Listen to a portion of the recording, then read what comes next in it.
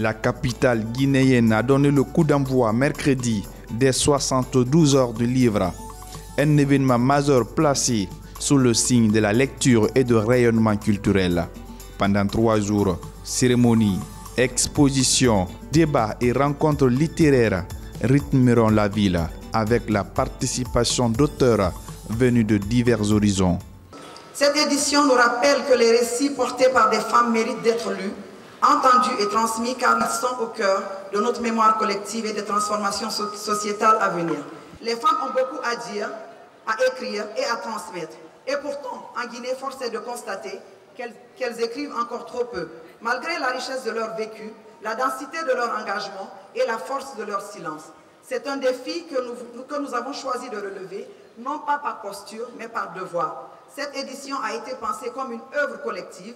Elle porte la signature d'un engagement partagé, celui de femmes de conviction, de partenaires engagés, d'acteurs culturels passionnés.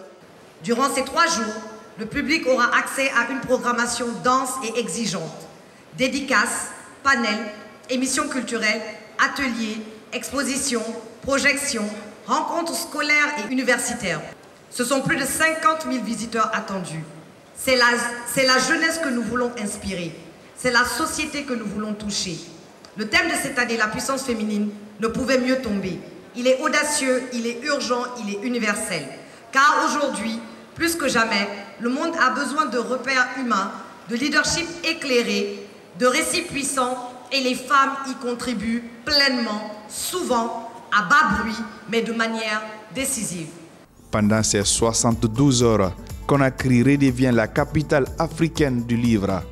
Les passionnés de littérature sont conviés à un véritable voyage au cœur des mots pour célébrer la création sous toutes ses formes. Ce salon, c'est une agora d'idées, un temple du dialogue, une école de l'esprit. C'est ici que nos livres se vendent et que notre pays par la plume s'affirme. À toutes et à tous, je souhaite une excellente 17e édition des 72 heures du livre de Conakry, sous le signe de l'audace, de la créativité et de cette puissance féminine qui, comme la parole, ne se soumet plus. La parole des femmes est une puissance et la littérature est un terrain d'émancipation. Notre responsabilité aujourd'hui, acteurs de cette nation, est de garantir à chacun, à chaque fille, à chaque jeune femme, l'accès au livre comme un outil de liberté et d'avenir. Célébrer la puissance féminine à travers le livre, se reconnaître, c'est reconnaître que les mots ont toujours été des armes de liberté pour les femmes. La puissance féminine, c'est l'avenir du livre. La puissance féminine, c'est l'avenir de notre nation. La puissance féminine, c'est celle des écrivaines qui tissent des récits de courage. C'est celle des éditrices qui portent des voix oubliées. C'est celle des lectrices qui éduquent, inspirent, mais également libèrent. Le livre, mesdames et messieurs, est un outil d'émancipation, un chemin vers la liberté et un bouclier contre l'ignorance. Placée sous le thème « La puissance féminine », cette 17e édition occupe une place de choix dans l'agenda culturel national.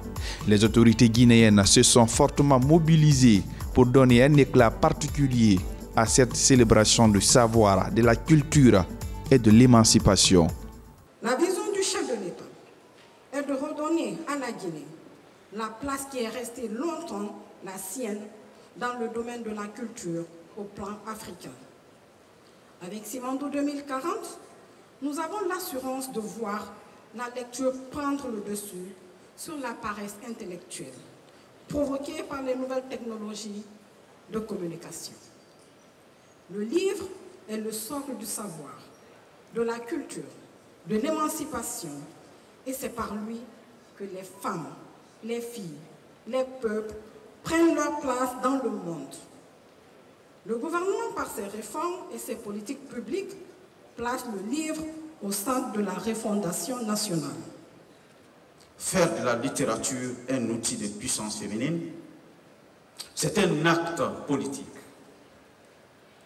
C'est dire que la culture ne sera jamais complète sans les récits des femmes. C'est dire que l'égalité commence par la représentation équitable. Et c'est affirmé que le futur, en Guinée comme ailleurs, s'écrira avec des femmes et par les femmes.